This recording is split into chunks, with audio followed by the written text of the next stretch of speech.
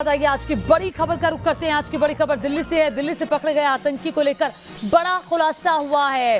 Delhi high court के बाहर धमाके में शामिल था ये आतंकी। 2011 धमाके में आतंकी अशरफ का नाम भी शामिल था। अशरफ शामिल था। आतंकी अशरफ ने हाईकोर्ट की कई बार रेकी भी की थी। क्राइम ब्रांच की पूछताछ में ये बड़ा खुलासा हुआ है। जम्मू कश्मीर में आतंकी गतिविधियों में शामिल था आतंकी अशरफ। सूत्रों के हवाले से ये बड़ी जानकारी और सेना के मूवमेंट की जानकारी देता था अशरफ। आईएसआई का हैंडलर अशरफ को पैसे देता था। जम्मू कश्मीर जाने के लिए बाकायदा पैसे मिलते थे।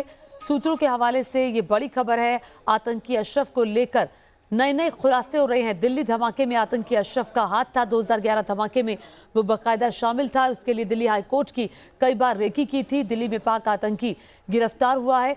पिछले कई सालों से रह रहा था। 14 दिन की कस्टडी में भेजा गया है। आपको बता दें जम्मू कश्मीर में आतंकी गतिविधियों में कई सारी आतंकी गतिविधियों में वो शामिल रहा है। सेना की मूवमेंट की जानकारी बाकायदा आतंकी अशरफ की तरफ से आईएसआई पाकिस्तान की खुफिया एजेंसी को दी जाती थी। राहुल डबास न्यूज नेशन संवाददाता और जानकारी के साथ जुड़ गए हैं। राहुल, बहुत बड़े खुलासे ये हो रहे हैं आतंकी अशरफ से। क्या क्या कुछ अब तक निकलकर सामने आया है, जरा विस्तार से बताएं।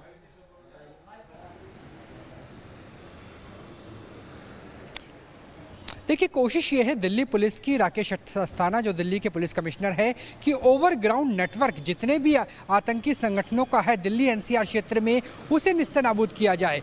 और इसके सीधे कनेक्शन घाटी से बताए जा रहे हैं, क्योंकि घाटी में फिलहाल एनआईए के एक अधिकारी, आईबी के 2 अधिकारी, रॉ के 2 अधिकारी मौजूद हैं। और ये भी संभावना है कि अब जब पुलिस रिमांड चल रही है 14 दिनों की, तो अशरफ से एनआईए, आईबी और रॉ के अधिकारी भी पूछताछ कर सकते हैं।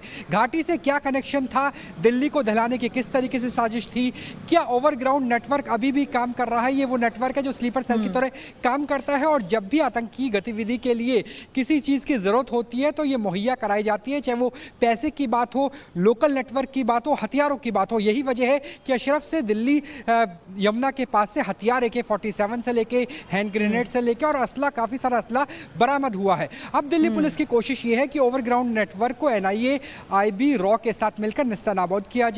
और आगे फ्यूचर प्लानिंग क्या है, क्योंकि दिल्ली पुलिस के सोर्सेज बता रहे हैं कि त्योहार के सीजन में हो सकता है ड्रोन्स के हमले की कोशिश की जाए, हो सकता है पेट्रोल पंप या फिर जो पेट्रोल के इक्विपमेंट्स है, जो ट्रांसपोर्टेशन के ट्रक्स हैं, उन्हें निशाना बनाने की कोशिश की जाए। ऐसे में इनका नेटवर्क आगे की प्लानिंग क्या कर रहा था, इसको लेकर भी पूछताछ की जा रही है। और पूछताछ में विभिन्न के लिए ये काम कर रहा था, सारी जानकारी आईएसआई तक पहुंचा रहा था और साथ ही साथ दिल्ली पुलिस चौंकाने वाले खुलासे आतंकी अशरफ को लेकर कर रही है। बहुत शुक्रिया राहुल डबा से तमाम जानकारी के लिए।